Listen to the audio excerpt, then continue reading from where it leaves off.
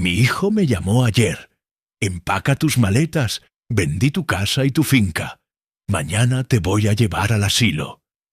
Yo estaba en la notaría y respondí tranquilamente.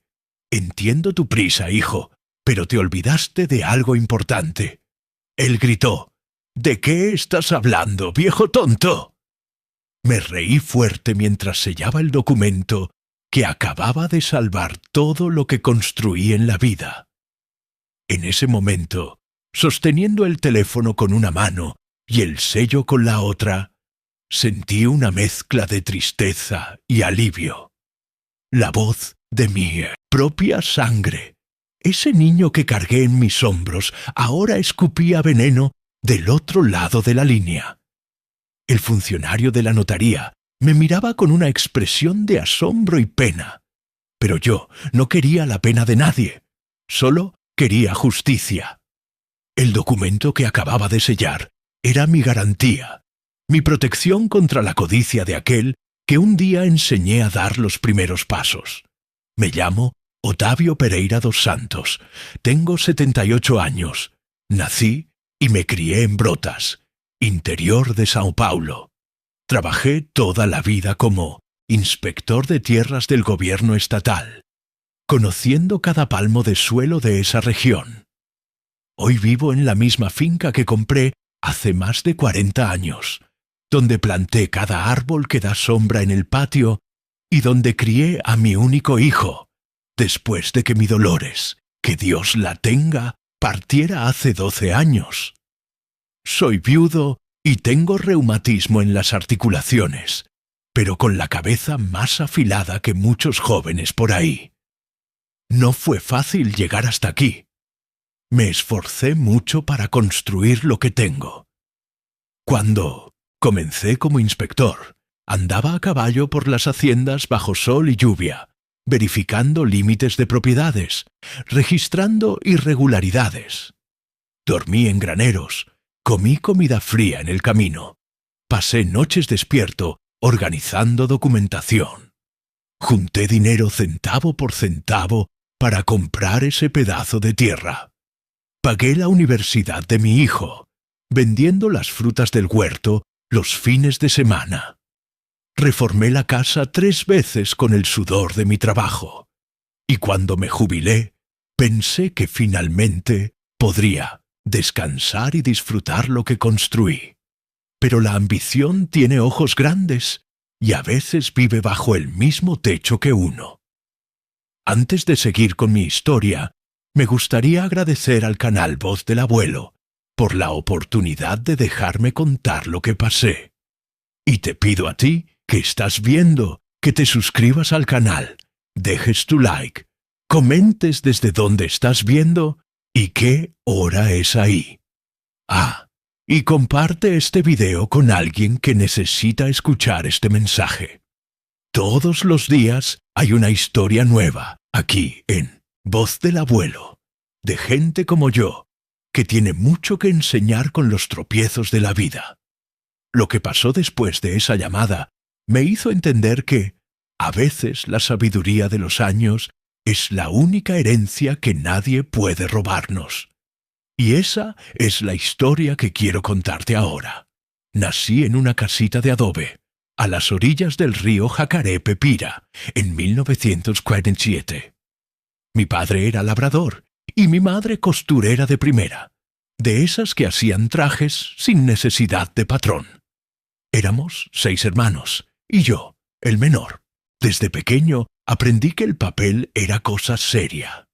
Vi a mi padre guardando cada recibo, cada nota, cada documento dentro de una lata de galletas que estaba encima del ropero. «El papel es como el oro y el vino», decía él. «Guárdalo bien que un día te salva». Y no es que él tenía razón. Estudié hasta donde pude. En esa época, un niño del campo que llegaba hasta la secundaria ya era casi doctor. Pero yo tenía facilidad con los números y una memoria que la gente decía que era de elefante. Recordaba todo: nombre, fecha, lugar, número de documento. A los 18 años hice concurso para inspector de tierras del Estado y pasé en segundo lugar. Fue mi orgullo y el de toda la familia. Como inspector, mi vida era en el camino. Despertaba antes del amanecer. Tomaba mi cartera de cuero que me regaló mi padrino de confirmación. Llenaba la botellita de café y salía montado en Ventania, un caballo bayo que me acompañó por 15 años. Después vino la mobilete, y solo allá por los años 80 conseguí mi primer Fusca. Toda la región me conocía. Ahí viene don Ottavio a verificar las divisiones, decían, y yo iba con regla, cinta métrica y la legislación en la punta de la lengua. Mi trabajo era complicado. Tenía que verificar si las propiedades estaban del tamaño correcto de los documentos, si nadie estaba avanzando cercos, si las áreas de preservación estaban siendo respetadas. Mucha gente se enojaba. Hubo hacendado que me amenazó con escopeta. Pero siempre hice todo dentro de la ley, sin favorecer a nadie. Con el tiempo gané respeto. Cuando llegaba a un lugar, el dueño ya venía con los papeles en la mano. «Don Ottavio, está todo correcto, puede verificar». Y yo verificaba igual, que inspector que se precia no confía solo en la palabra. Conocí a mi Dolores en un baile de San Juan en 1970. Ella era maestra de la escuelita rural. Había venido de Dois Córregos para dar clases en Brotas. Muchacha bonita, de piel clara y cabello negro largo, que usaba siempre un perfume de lavanda que se podía sentir de lejos. Noviamos un año, nos casamos en la iglesia matriz y fuimos a vivir de alquiler cerca de la plaza. Trabajamos duro, ahorrando cada centavo, hasta que en 1982 conseguí comprar mi pedacito de tierra. 5 hectáreas con un manantial, unos naranjos viejos y una casa simple que necesitaba reforma. Ricardo nació en 1975, nuestro único hijo. Niño inteligente, desde pequeño le gustaban las cosas buenas. Cuando los compañeritos pedían helado, él quería helado de crema. Cuando otros querían bicicleta, él soñaba con moto. Dolores lo consentía demasiado. La mujer decía que no quería que él pasara por las dificultades que nosotros pasamos. Yo trataba de enseñar el valor del trabajo, pero era difícil competir con el amor de madre. Sacrificamos mucho por él. Cuando llegó la edad del colegio, lo matriculamos en la mejor escuela privada de Brotas, aún teniendo que apretar el cinturón. Los fines de semana, yo despertaba de madrugada para cosechar las frutas del Tenneschsel, huerto y vender en la feria. Dolores hacía torta y pan casero para complementar los ingresos.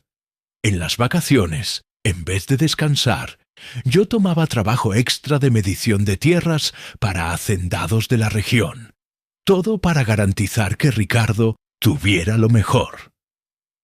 Cuando aprobó el examen de ingreso a Derecho en São Carlos, vendimos la vieja mobilete que guardaba, y más un pedazo de tierra para pagar la pensión estudiantil y los libros.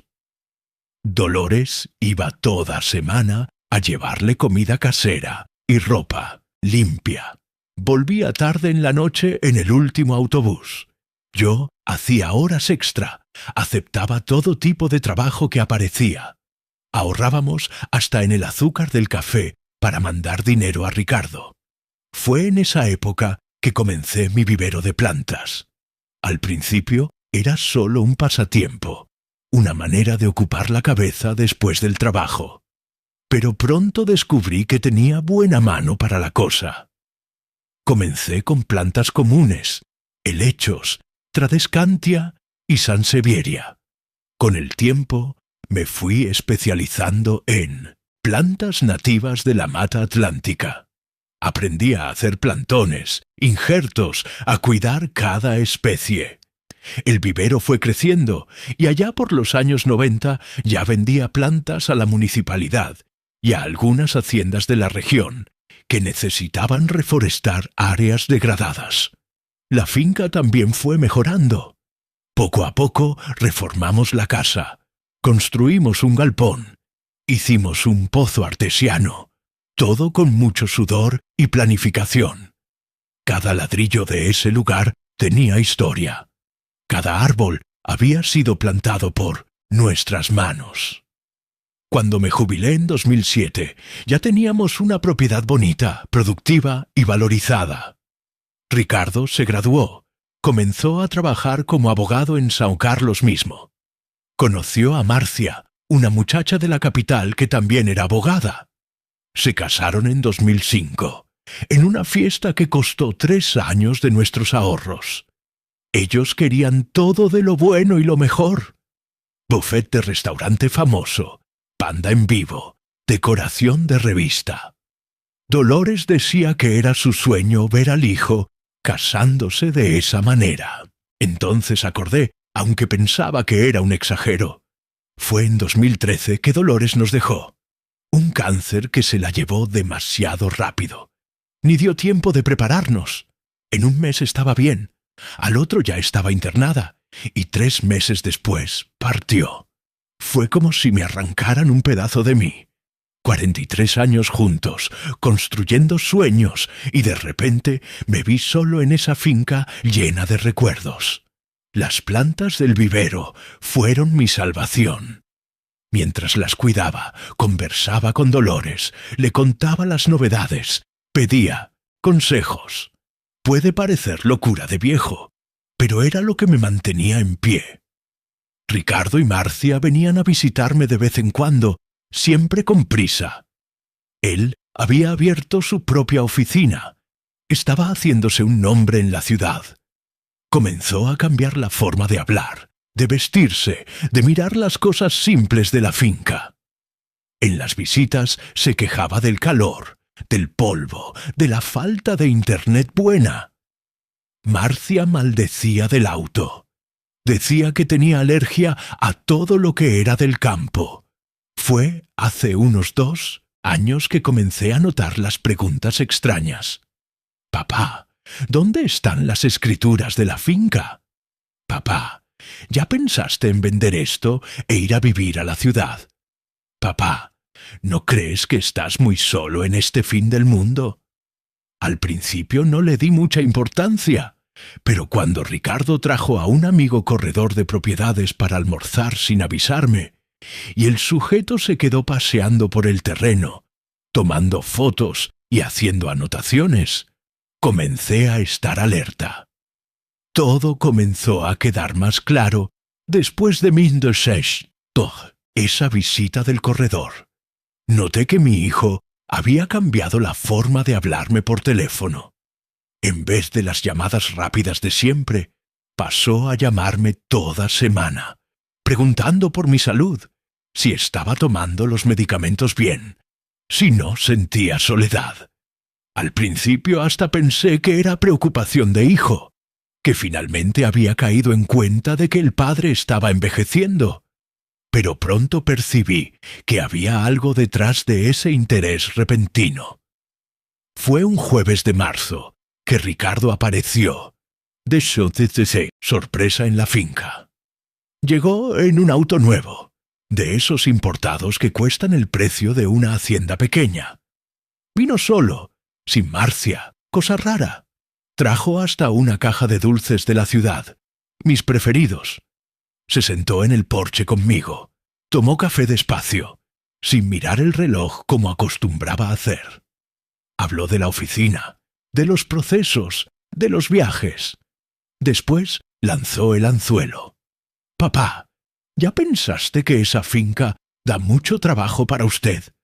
Todo ese mantenimiento, las plantas, los animales. A su edad, usted se merece descanso, un lugar más tranquilo, con personas para cuidarlo». Fingí que no entendía a dónde quería llegar. Hablé de José pequeño, que venía 3 veces por semana a ayudarme con el trabajo pesado. Hablé de las plantas del vivero, que eran mi alegría. Hablé de que nunca me había sentido tan bien, que el médico mismo había dicho que tenía salud de hombre de 60 años. Ricardo entonces cambió de táctica. Comenzó a hablar de las dificultades financieras que estaba enfrentando, que la competencia en la abogacía había aumentado, que los clientes grandes se estaban yendo a otras ciudades, que la oficina necesitaba reforma urgente. Habló de la escuela cara de los niños, del financiamiento del auto, de la cuota del apartamento. Dio a entender que necesitaba ayuda, pero no pidió directamente. Usted sabe que nunca le pediría nada, papá, pero ando preocupado por el futuro, por darles a mis hijos lo que usted y mamá me dieron. En ese momento, mi corazón de padre habló más alto. Ofrecí ayuda. Dije que tenía unos ahorros guardados que podía prestar. Él agradeció, pero cambió de tema. Dijo que no era justo, que iba a encontrar una manera. Y entonces soltó la bomba. En realidad, papá, tengo una propuesta. Tengo un empresario de São Paulo interesado en comprar tierras en la región para construir un resort. Pagaría un valor muy bueno por la finca, muy por encima del mercado. Con ese dinero, usted podría comprar un apartamento cómodo en la ciudad cerca de nosotros y aún sobraría una buena cantidad para vivir tranquilo. Confieso que por un segundo eso hasta tuvo sentido. Yo, viejo, solo en una finca, lejos del hijo y de los nietos. El dinero sería bueno, y la idea de estar cerca de la familia era tentadora, pero algo no encajaba bien. Pregunté cuánto era la oferta. Cuando me dijo el valor, tuve la certeza de que había algo mal. Era menos de la mitad de lo que valía la finca, considerando la ubicación privilegiada cerca de la represa, con manantial propio, documentación impecable. Ese valor está muy por debajo del mercado, hijo. Si ese empresario está realmente interesado en construir un resort aquí, pagaría por lo menos el doble. Fue ahí que vi una sombra pasar por su rostro, un nerviosismo que trató de disimular tomando un sorbo de café. Ricardo cambió de tema rápidamente. Dijo que iba a pensar en otras opciones, que solo quería mi bien, pero yo ya había visto suficiente. Al día siguiente llamé a Toniño, hijo de mi compadre Juvenal, que trabaja en la notaría de la ciudad. Le pedí que echara un vistazo si había algo registrado a mi nombre recientemente. Me llamó de vuelta 2 horas después, preocupado. Don Ottavio, hay un poder aquí, dando plenos poderes a su hijo para negociar la finca. Está con su firma reconocida en Notaría de São Carlos. Sentí como si me hubieran dado un puñetazo en el estómago. Un poder con mi firma. Yo nunca había firmado tal cosa. Toniño me mandó una copia por email que le pedí a José Pequeño imprimir en el mercadito de la esquina. Cuando vi el documento, reconocí la firma. Era parecida a la mía, pero tenía detalles diferentes. Alguien había falsificado, y ese alguien solo podía ser mi propio hijo.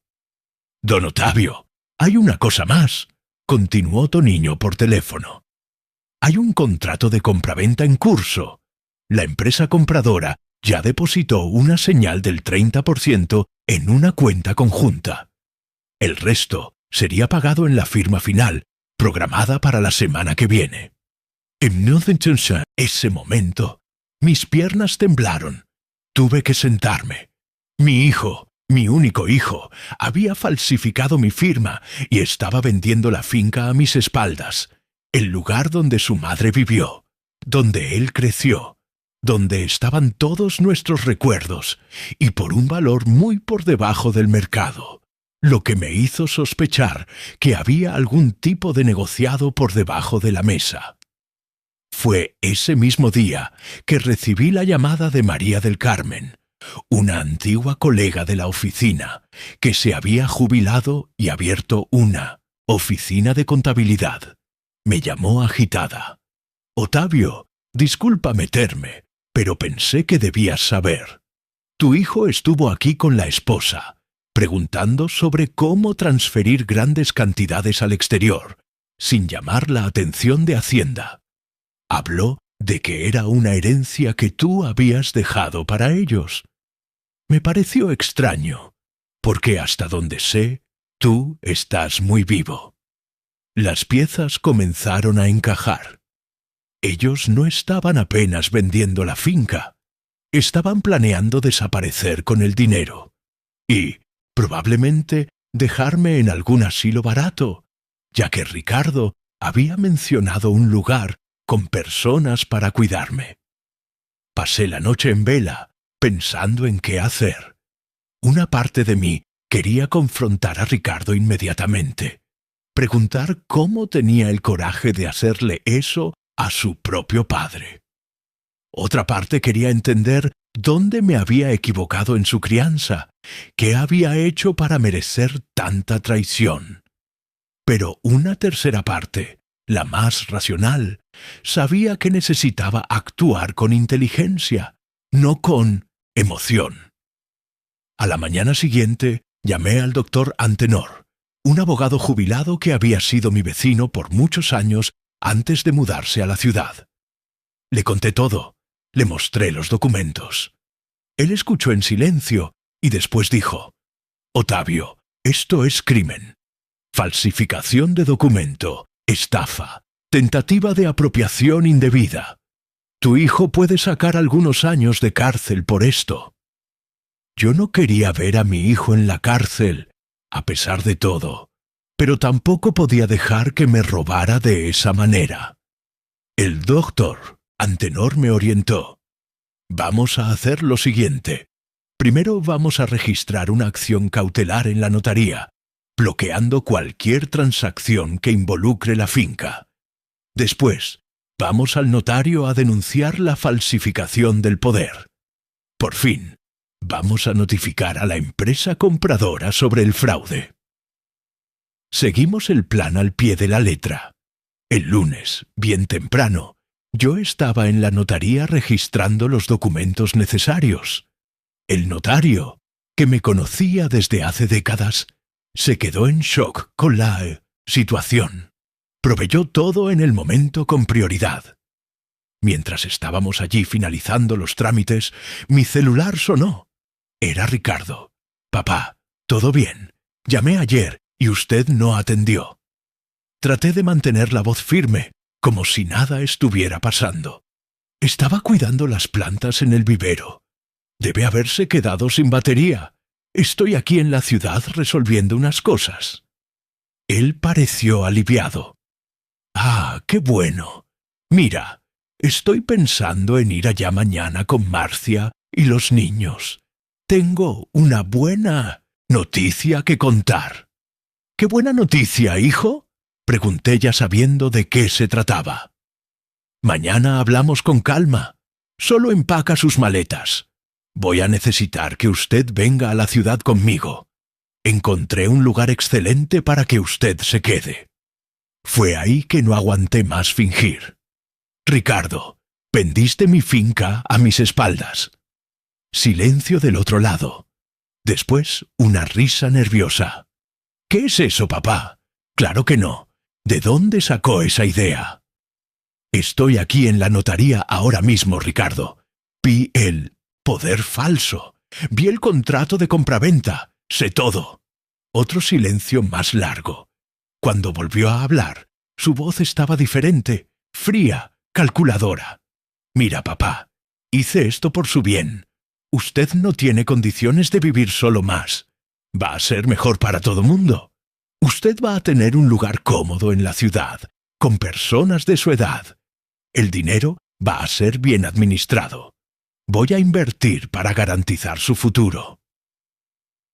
Y la falsificación de mi firma. Eso también fue por mi bien. Fue necesario. Usted nunca iba a estar de acuerdo con la venta. Es demasiado terco.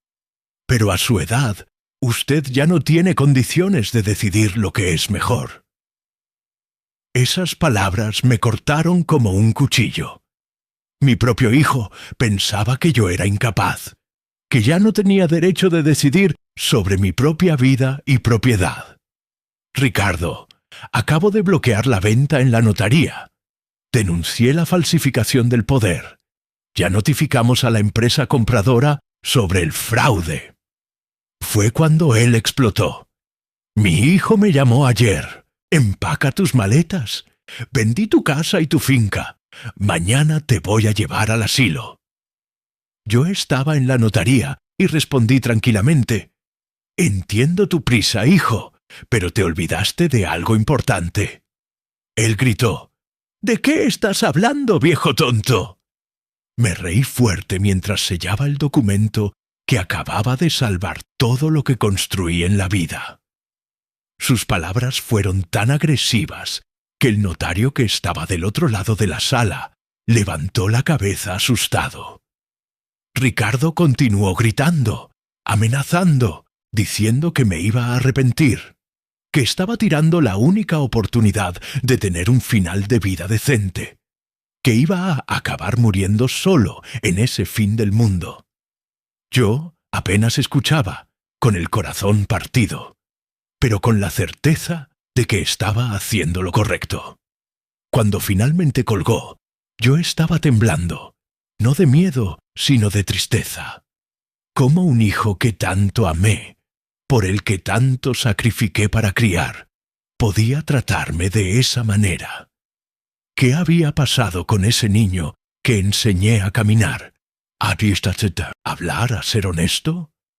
Esa noche volví a la finca con una mezcla de alivio y dolor. Alivio por haber impedido la venta fraudulenta, dolor por la traición de mi hijo. Me senté en el porche, mirando el huerto que planté con mis propias manos, el vivero que construí ladrillo por ladrillo, y tomé una decisión. Eso no podía quedarse así. Necesitaba hacer más que apenas impedir el fraude. Necesitaba garantizar que mi patrimonio, fruto de toda una vida de trabajo honesto, no sería dilapidado en la primera oportunidad. Pero lo que no sabía es que lo peor aún estaba por venir. Bloque 4. El cambio y la justicia. La reacción de Ricardo a mi descubrimiento fue aún más radical de lo que imaginaba. Al día siguiente de nuestra conversación, apareció en la finca acompañado de 2 hombres que nunca había visto. Uno de ellos se presentó como médico psiquiatra, el otro como asistente social. Ricardo estaba con una carpeta llena de papeles en la mano. «Papá, estos señores vinieron a evaluar su condición mental. Estoy iniciando un pedido de interdicción. Usted claramente ya no tiene capacidad de administrar sus bienes». Me quedé paralizado por algunos segundos. Interdicción. Eso era el golpe final. Declararme incapaz jurídicamente para entonces asumir control total sobre mis bienes.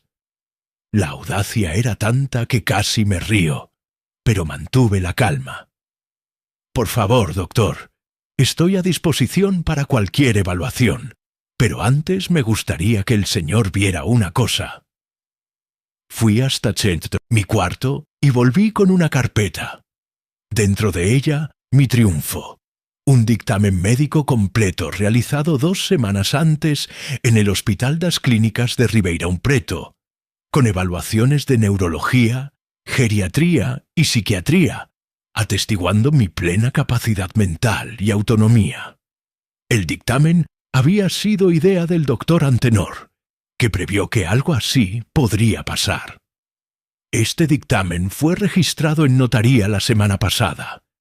También tengo aquí una declaración del delegado regional, confirmando la denuncia de falsificación de documento que hice contra mi hijo.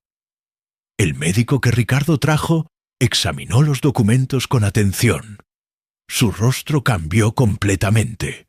Se volteó hacia Ricardo. «Doctor Ricardo, Usted no mencionó que su padre ya había pasado por evaluación reciente.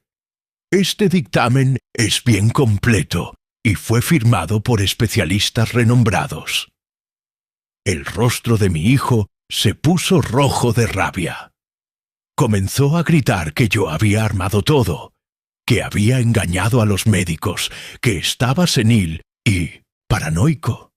Llegó a tratar de arrancar los documentos de la mano del médico. Fue en ese momento que mi segundo triunfo apareció. José Pequeño, que trabajaba en la finca conmigo desde hacía años, entró en la sala acompañado de doña Cida, mi vecina de cerca. Detrás de ellos, el sargento Meneses, de la policía militar, que era hijo de doña Cida, y había venido a visitar a la madre ese fin de semana. «Don Otavio, escuchamos los gritos desde afuera. ¿Está todo bien?», preguntó José Pequeño, mirando con desconfianza a los hombres que Ricardo había traído. El sargento Meneses, uniformado, aunque estuviera de franco, se acercó. «¿Algún problema aquí? Recibí una denuncia de posible coacción contra persona mayor». La denuncia había sido hecha por doña Cida, que, alertada por mí el día anterior, había instruido al hijo a estar atento al movimiento de la finca. Ricardo trató de explicarse. Dijo que era apenas una visita, que estaba preocupado por la salud del padre, pero el daño ya estaba hecho. El médico y el asistente social percibieron que habían sido usados en una tentativa de golpe. Pidieron disculpas y se retiraron rápidamente, visiblemente avergonzados. Cuando quedamos a solas, Ricardo se desplomó en una silla, derrotado. «¿Por qué está haciendo esto conmigo, papá? ¿Por qué no facilita las cosas?» «¿Facilitar qué, Ricardo? ¿Dejar que me robes? ¿Declararme incapaz? ¿Entregarte el fruto de toda una vida de trabajo honesto para que lo desperdicies en autos de lujo y viajes? Usted siempre fue así, aferrado a las cosas materiales. Esa finca, esas plantas, ¿valen más que su propio hijo? No se trata del valor material, hijo. Se trata del valor moral, del respeto, de la honestidad. Cosas que traté de enseñarte toda la vida». Él se levantó furioso. «Usted se va a arrepentir. Esto no se va a quedar así». Salió cerrando la puerta con tanta fuerza que un cuadro se cayó de la pared. Era una foto antigua de los tres, yo, Dolores y Ricardo, cuando él tenía unos 10 años. El vidrio se rompió en varios pedazos, como una premonición de lo que pasaría con nuestra familia. En los días que siguieron, Ricardo intentó de todo. Contrató otro abogado para contestar el bloqueo de la venta. Esparció por la ciudad que yo estaba con Alzheimer, que había días que ni recordaba mi propio nombre. Llegó a tratar de sobornar a Toniño de la notaría para liberar la venta. Nada funcionó. Mientras tanto, yo no me quedé parado. Con la ayuda del doctor Antenor, registré en notaría una declaración detallada sobre todas las tentativas de fraude. Transferí parte de mis ahorros a una nueva cuenta en otro banco, donde Ricardo no tenía acceso. Instalé cámaras de seguridad en la finca, con la ayuda del hijo de doña Cida, y tomé la decisión más difícil. Registré un boletín de ocurrencia formal contra mi hijo por tentativa de estafa y falsificación de documento. La noticia se esparció rápidamente por la pequeña Brotas. Las personas me miraban con una mezcla de pena y admiración cuando iba a la ciudad. Muchos venían a contar historias parecidas de hijos que trataron de tomar las casas de padres mayores, de herencias disputadas antes incluso del fallecimiento, de familias destruidas por la codicia. Percibí que mi historia, desafortunadamente, no era única. La gota que derramó el vaso vino 2 semanas después. recibí una llamada de la secretaria de Ricardo, una muchacha llamada Denise, que siempre había sido gentil conmigo en las pocas veces que fui a su oficina. Don Ottavio, disculpe meterme en esto, pero creo que usted necesita saber. El doctor Ricardo está con problemas serios. Tomó dinero de clientes para inversiones que nunca hizo. Usó el valor de la señal de la venta de su finca para cubrir parte del hueco. Pero aún falta mucho. Hay gente amenazando con procesar y hasta amenazas más serias. Él está desesperado. Eso explicaba muchas cosas. La prisa por vender la finca, la rabia cuando lo impedí, las tentativas cada vez más desesperadas. No, era solo codicia, era desesperación.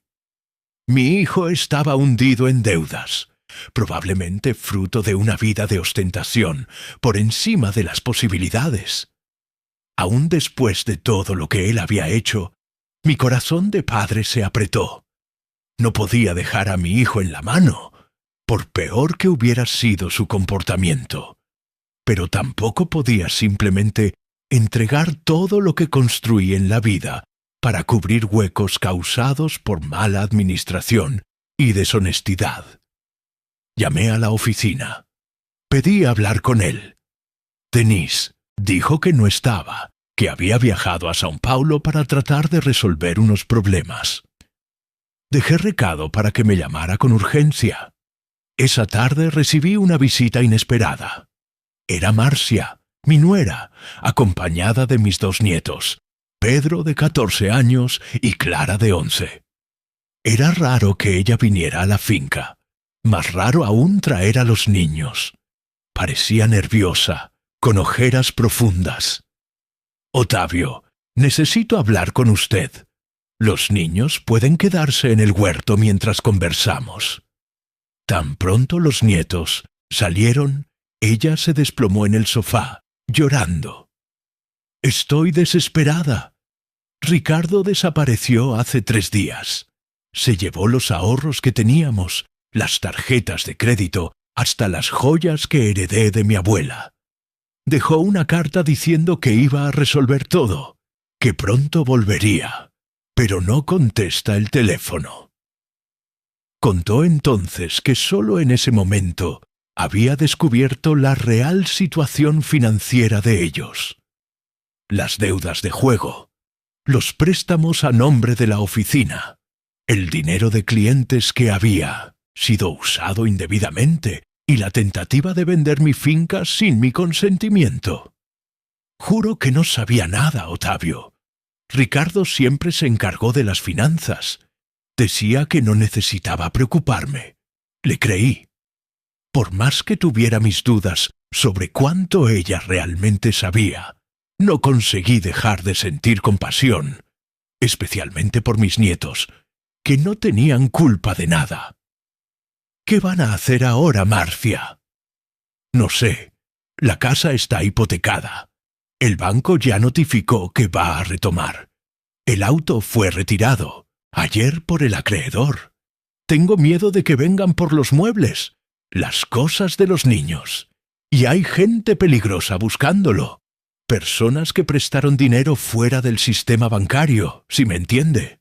No necesitaba explicar más. Agiotistas. La situación era aún peor de lo que imaginaba. Fue entonces que tuve una idea, una solución que no resolvía todo, pero por lo menos daría seguridad a mis nietos mientras la tormenta no pasara. Marcia, hay una casa en el fondo de la finca. Era donde el cuidador vivía antes de que José Pequeño se mudara a la ciudad. Está vacía hace años, pero está limpia y tiene lo básico. Ustedes pueden quedarse allí hasta que las cosas se calmen. Ella me miró sorprendida. Después de todo lo que Ricardo le hizo, ¿usted aún quiere ayudar? No estoy haciendo esto por Ricardo.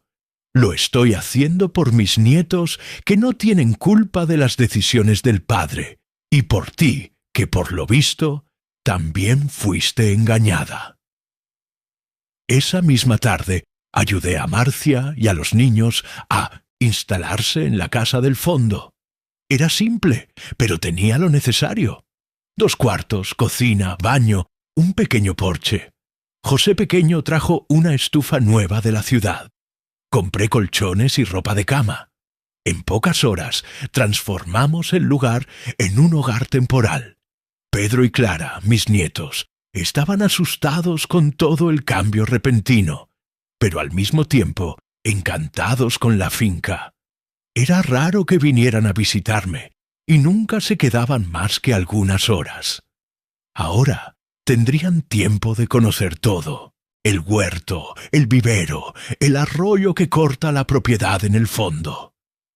Esa noche, sentados en el porche de la casa principal, Marcia me contó más detalles sobre la situación. Ricardo había comenzado a apostar hace algunos años, primero esporádicamente, después con frecuencia cada vez mayor. Perdió mucho dinero, hizo préstamos para cubrir las pérdidas, después usó dinero de clientes para cubrir los préstamos. Era un círculo vicioso que solo crecía. Él cambió, Ottavio. No sé cuándo pasó, pero ya no es el mismo hombre con quien me casé. A veces lo miro y no lo reconozco. No pude dejar de pensar en Dolores y cómo habría quedado devastada al ver en lo que nuestro hijo se había transformado. 2 semanas pasaron sin noticias de Ricardo. Marcia registró un boletín de ocurrencia de desaparición, pero la policía no tenía pistas. Los acreedores comenzaron a aparecer primero en la oficina, después en la casa de ellos en la ciudad. Algunos vinieron hasta la finca, pero el sargento Meneses, que se había vuelto un aliado importante, garantizó que nadie traspasara los límites de la propiedad. Fue un jueves que el teléfono sonó. Era Ricardo, finalmente. «Papá, necesito tu ayuda. Estoy en problemas». La voz de él estaba diferente. No arrogante como la última vez que hablamos, sino quebrada, derrotada. «¿Dónde estás, hijo?» «En un hotel en Curitiba. Traté de huir, pero se acabó el dinero. Y hay gente buscándome, gente peligrosa. Tu mujer y tus hijos están aquí en la finca. Están preocupados, lo sé. Marcia me contó. Gracias por cuidarlos, papá. Yo arruiné todo, ¿verdad?» Por primera vez en mucho tiempo escuché sinceridad en su voz. Ya no era el abogado arrogante tratando de manipularme, sino un hombre quebrado reconociendo sus errores. «¿Qué quieres que haga, Ricardo?» «Quiero volver, arreglar lo que se pueda arreglar, asumir las consecuencias de lo que hice». Pensé por un momento. A pesar de todo, él aún era mi hijo. «Vuelve a casa, hijo. Vamos a resolver esto juntos». 2 días después, Ricardo llegó a la finca. Estaba abatido, delgado, con la barba sin afeitar. Cuando vio a los hijos corriendo en su dirección, comenzó a llorar. Abrazó a Marcia por un largo tiempo, pidiendo perdón entre sollozos. Esa noche, en el porche de la casa principal, él confesó todo: las deudas de juego, los desvíos de dinero, la tentativa desesperada de vender mi finca para cubrir los huecos, y pidió perdón a mí, a Marcia, a los hijos que ya estaban durmiendo. Perdí el rumbo, papá. Me dejé llevar por la codicia, por el orgullo. Quise tener más de lo que podía, mostrarles a otros que tenía éxito, y cuando comencé a perder, no supe parar. Miré a mi hijo y vi por primera vez en muchos años humildad en sus ojos. La arrogancia había dado lugar al arrepentimiento sincero. «¿Qué pretendes hacer ahora, Ricardo?» «Voy a entregarme a la policía mañana. Hay varios crímenes que cometí: falsificación, apropiación indebida, estafa. Voy a confesar todo y aceptar las consecuencias. No quiero huir más. ¿Y después? No sé si hay después, papá. Probablemente voy a perder la licencia de abogado. Voy a tener que empezar de cero, si tengo oportunidad. Esa noche tomé una decisión. No podía pagar lo que mi hijo había hecho, ni debería. Él necesitaba enfrentar las consecuencias de sus actos, pero podía ofrecer una oportunidad de empezar de nuevo cuando todo terminara. Ricardo, mañana vamos juntos a la comisaría. Te vas a entregar, como dijiste. Yo voy a estar a tu lado, no como abogado, sino como padre. Voy a ayudar a Marcia y a los niños mientras tú estés ausente. Y cuando salgas, vas a tener un lugar para empezar de nuevo. ¿Qué lugar, papá? Aquí en la finca hay tierra suficiente para dividir. Puedes construir tu casa del otro lado del arroyo, empezar tu vida lejos de la ciudad y de las tentaciones, trabajar con la tierra como yo hice toda la vida. Él me miró sorprendido. Después de todo lo que hice, ¿usted aún quiere darme una parte de la finca? No estoy dando, hijo. Estoy ofreciendo una oportunidad para que reconquistes tu dignidad. La finca sigue siendo mía mientras yo viva, pero puedes vivir y trabajar aquí, aprender un nuevo oficio, y si pruebas que cambiaste de verdad, un día esta tierra puede ser tuya, no por trampa o astucia, sino por mérito. Al día siguiente, como acordamos, acompañé a Ricardo hasta la comisaría de Brotas.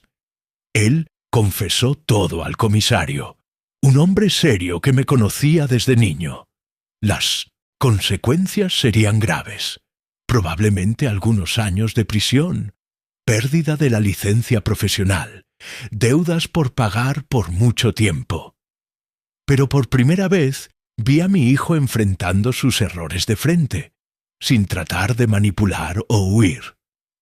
Mientras era llevado a la cárcel, me miró una última vez. «Papá, ¿me perdonas?» «Ya perdoné, hijo. Ahora es hora de reconstruir». El renacimiento. La noticia se esparció rápidamente por la ciudad. El hijo de don Ottavio, el abogado que había tratado de robar a su propio padre, estaba preso.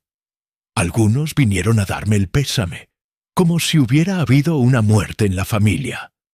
De cierta forma, la hubo, la muerte de una ilusión, de una imagen que tenía de mi hijo. Pero también había un nacimiento, la posibilidad de que un hombre nuevo surgiera de las cenizas del error. Marcia decidió quedarse en la finca con los niños. Al principio era para ser temporal, pero poco a poco se fue adaptando a la vida simple. Consiguió un empleo como maestra en la escuela rural, la misma donde Dolores había dado clases décadas atrás. Pedro y Clara se matricularon en la escuela de la ciudad.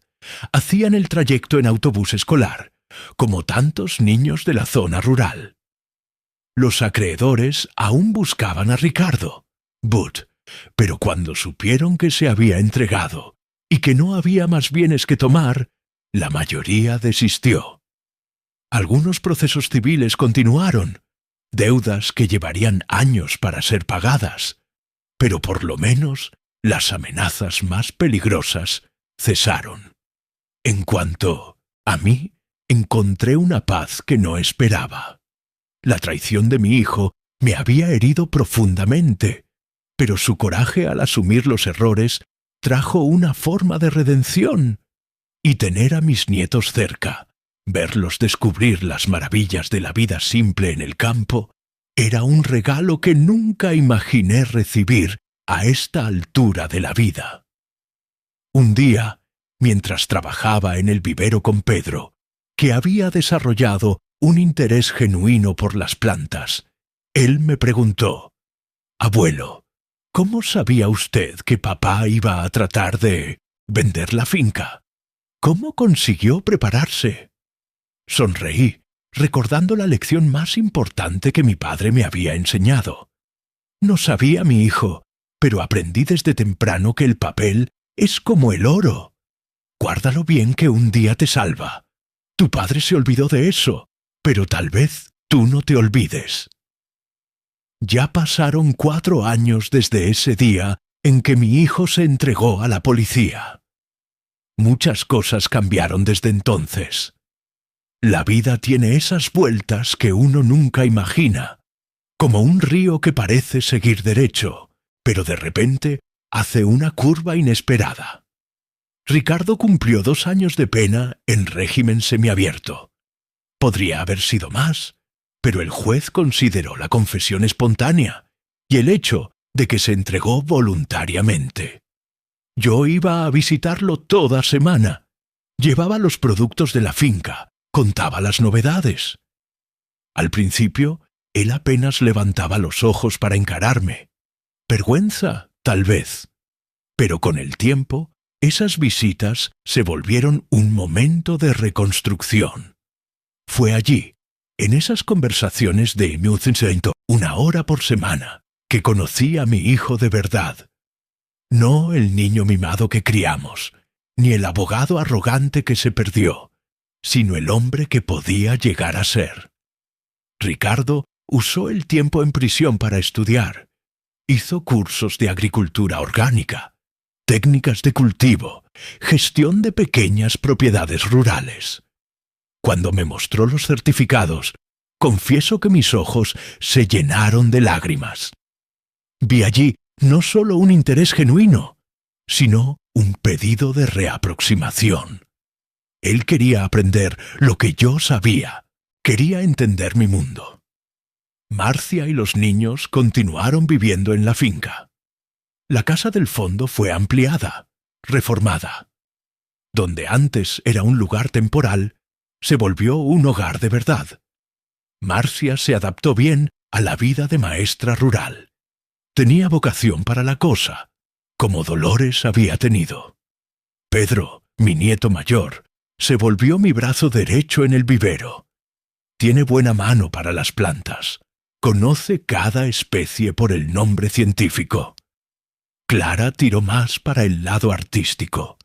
Pasa horas dibujando. Las flores, los árboles, los pájaros que visitan la finca. Un talento que ni sabía que existía en la familia. Ricardo salió de la prisión hace 2 años. Como acordamos, construyó una casa del otro lado del arroyo. Nada lujoso, una construcción simple, pero bonita y funcional. Él mismo ayudó a levantar las paredes, a asentar las tejas. Un trabajo manual que antes habría despreciado, pero que ahora hacía con orgullo.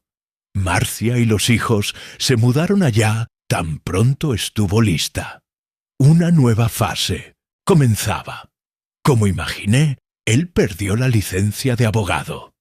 El Colegio de Abogados canceló su registro por conducta antiética. Fue un golpe duro, pero necesario. Un hombre necesita enfrentar las consecuencias de sus actos para realmente cambiar. En lugar de la abogacía, Ricardo comenzó a trabajar conmigo en el vivero, aprendiendo el oficio que por tantos años despreció. Al principio, era extraño ver esas manos que antes solo conocían la pluma y el teclado, ahora callosas de tierra.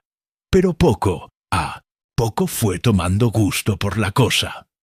Hace 1 año comenzamos a expandir el vivero. Ya no es solo un pasatiempo de viejo. Se volvió un negocio de familia. Aumentamos la variedad de plantas. Comenzamos a proveer para proyectos de reforestación en la región. Ricardo trajo ideas nuevas, montó un sitio web, organizó la parte administrativa. Yo contribuyo con la experiencia, el conocimiento de las plantas, de los ciclos de la naturaleza. Es una sociedad que nunca imaginé que tendríamos. Las deudas del pasado aún existen. Todo mes una parte de lo que ganamos va para pagar a los acreedores. Va a llevar años hasta que todo sea pagado. Pero Ricardo hace cuestión de honrar cada centavo.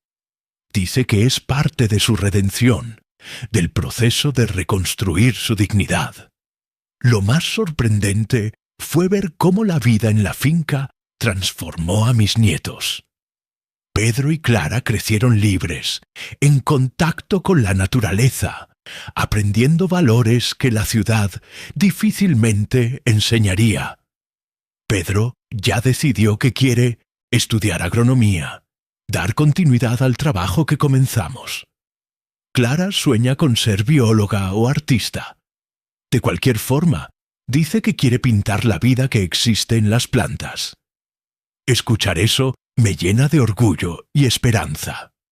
En cuanto a mí, siento una paz que no imaginaba posible después de esa traición. Claro, hubo momentos difíciles, noches en que me preguntaba dónde me había equivocado en la crianza de mi hijo, días en que el rencor aún pesaba en el pecho. Pero el tiempo y la genuina transformación que vi en Ricardo fue curando esas heridas. Hoy, a los 82 años, despierto todas las mañanas y siento gratitud. Gratitud por estar vivo, para ver a mi hijo reencontrar su camino. Gratitud por tener a mis nietos creciendo cerca de mí, aprendiendo el valor de la tierra, del trabajo honesto. Gratitud por haber tenido la fuerza de enfrentar esa situación difícil en vez de simplemente ceder.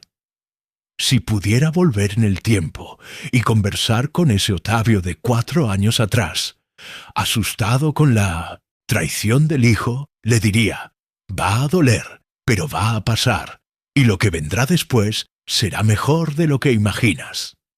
La vida me enseñó muchas cosas en estos 82 años, pero tal vez las lecciones más importantes vinieron justamente en los momentos más difíciles.